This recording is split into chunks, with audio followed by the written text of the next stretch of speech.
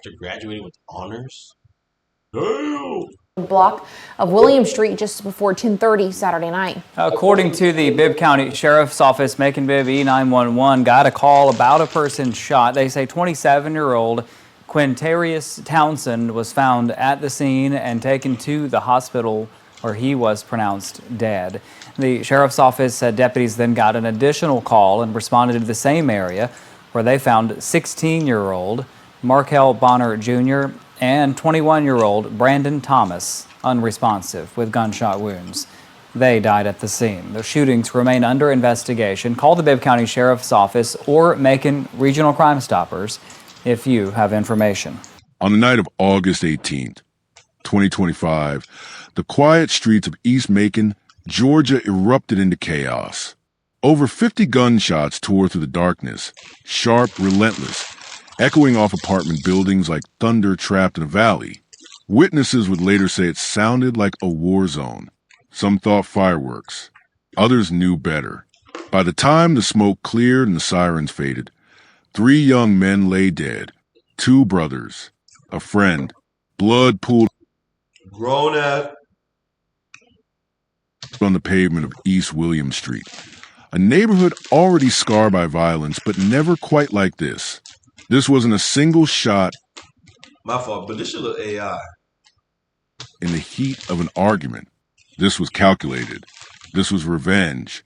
But here's where this story takes a turn that shook an entire county to its core. 5 weeks later, authorities issued a wanted poster, not for a hardened criminal, not for a known gang member, but for a 21-year-old woman who, just 4 years earlier, had walked across a stage in cap and gown, graduating with honors. A young woman whose mother had posted proudly on Facebook about her dedication, her late-night studying, her refusal to give up despite unimaginable loss. A young woman who had turned her life around after a difficult childhood, only to now be named as a person of interest in a triple homicide. Why the fuck is her name Bolo? Her name is Rakia Henley, and the questions surrounding her case are as dark as they are complicated. Was she involved in the shooting? Did she set those 3 men up? Or is she simply guilty by association? A young woman who made the fatal mistake of lending her car to the wrong person on the wrong night? Some in the community are praying she's found alive. Others are praying she's caught. The families of the victims want justice. The streets are talking. And somewhere out there, Rakia is running or hiding, knowing that when she's found, the truth will finally come to light. Welcome to Dark Truth Files. Where are you watching from? I'd love to know. Drop your location in the comments. And also don't forget to like and subscribe to Dark Truth Files for more real stories. This is a case about choices, about how quickly a life can spiral, about itself, but just the severity of it all. Investigators say dozens of shots rang out on Saturday night shooting that claimed the lives of 3 men.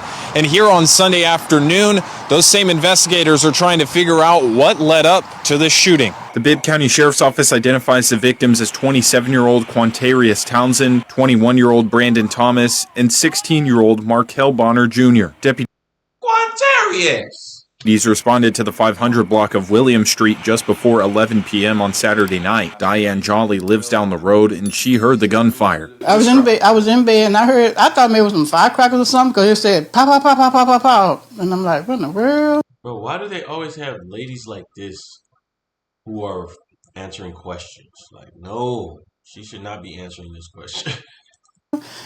And then about an hour or so later, he did the same thing. Pow, pow, pow, pow, pow, pow, pow. Jolly says the neighborhood was quiet when she moved here nearly 4 years ago. She described a different scene now. It really is scary. For me to be an older person, and it's like, he kind of scary because the bullets ain't got no name, or they can come to anybody's apartment or anyone and shoot, hurt them. It's sad. Our crews first on the scene Saturday night counted at least 50 shell casings at the scene. Witnesses who spoke to us off camera say gang activity is frequent in the neighborhood. One witness tells us this shooting may be connected to a previous incident, but the sheriff's office has not confirmed that link. Deputies found 2 victims dead at the scene. Townsend died at the hospital. We reached out to the sheriff's office for an interview, but they declined. At 27 years old, Quintavious was the oldest of the 3 victims. Why do I feel like... Oh, no, he looks like He looks like that one rapper that married Thames. If you cut off his hair. Victims. He was a young man trying to navigate life in a city where opportunities were scarce and violence was common. Those who knew him described him as someone who was always around, always present in the neighborhood. East Macon was his home, the streets he grew up on, the people he grew up with. Like so many young men in Macon, Quantavius existed in a world where loyalty meant everything, where your crew was your family, and where disrespect could cost you your life. But he was more than just a product of his environment. He was a son, a brother, a friend, the kind of person who showed up when you needed him. His death hit the community hard, not just because of how violently he was taken, but because at 27 he still had time. Time to change his path. Time to build something different. Time that was stolen in seconds. Then there's Brandon Thomas. Brandon was 21 years old, the same age as Rakia Henley, the woman now wanted in connection with his death. That's a detail that stings when I don't know. It's always something in the eyes. If you can't tell, bro, it's always something in the eyes. you think about it. Two young people, the same age, their lives intersecting in the most tragic way possible. Brandon was one of two brothers who died that night, and his loss left a family shattered. He wasn't just a statistic. He wasn't just another name on a growing list of homicides in Bibb County. Brandon was somebody's son, somebody's brother. He had a life ahead of him, dreams he hadn't yet fulfilled, people who loved him and believed in him. And in the span of minutes, all of that was erased. Over 50 of them, scattered across the pavement like deadly confetti. The crime scene stretched across multiple blocks, evidence of just how chaotic and widespread the shooting had been. Two weapons were recovered at the scene. One was a handgun, common enough in street violence, but the other was an AK-47 style rifle, often called a Draco in street terminology. Dang. This was a kind of weapon that could fire rapidly, that could unleash the kind of sustained gunfire witnesses had described. This wasn't a crime of passion. This wasn't someone losing their Nigga, what? There's something called crime of passion? Hell no, nigga, y'all nigga tripping. temper and pulling a trigger in the heat of the moment. This was planned. This was an execution. This was retaliation. Throughout the night, investigators worked under harsh floodlights, photographing evidence, collecting casings, interviewing anyone willing to talk. The case really was.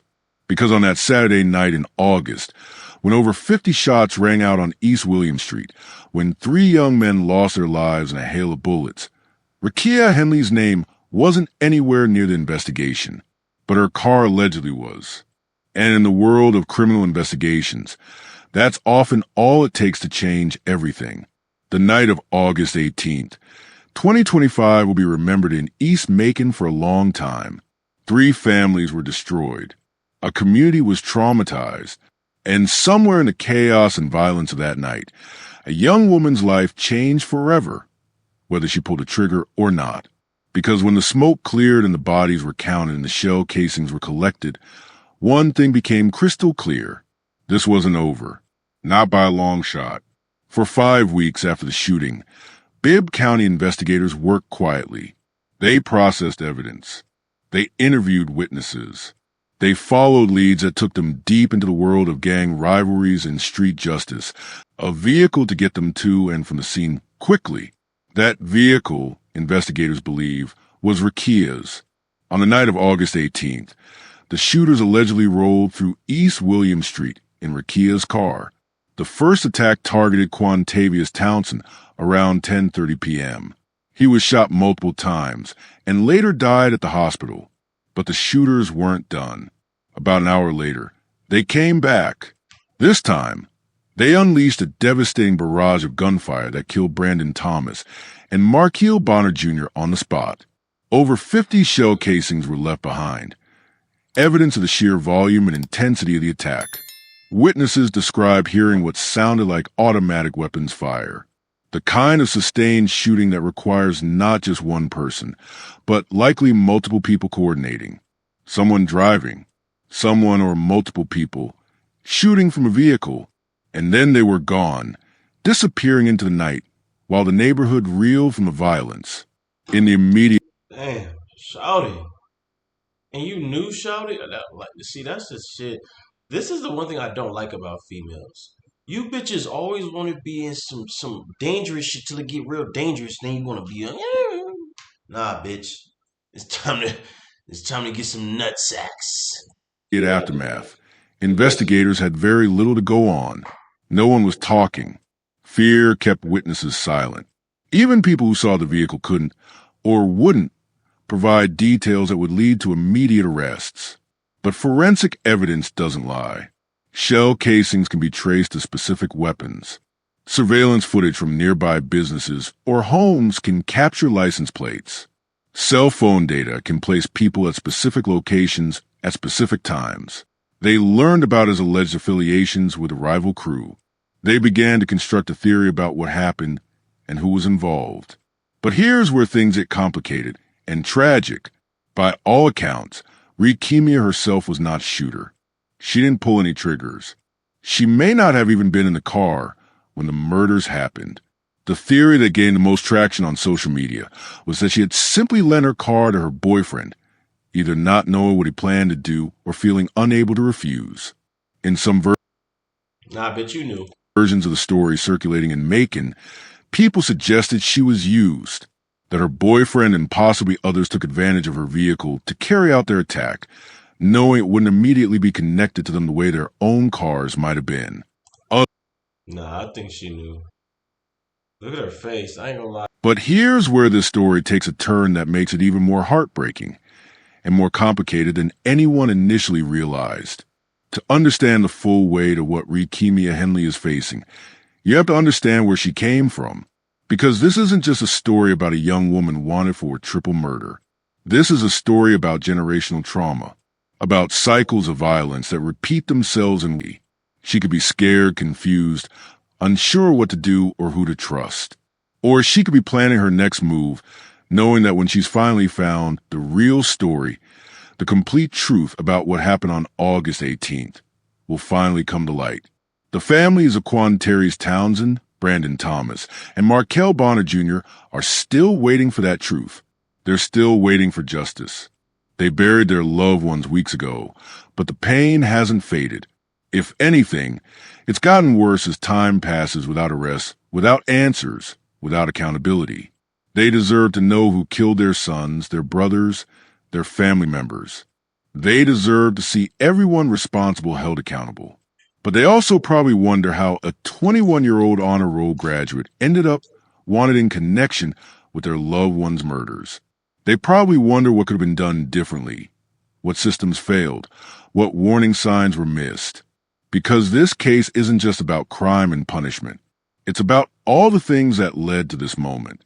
All the choices and circumstances and traumas that put Rekemia Henley on that wanted poster. And as investigators close in, as more pieces of the puzzle come together, the full scope of what happened on August 18th and why will finally be revealed. As of today, Rekemia Henley remains a fugitive.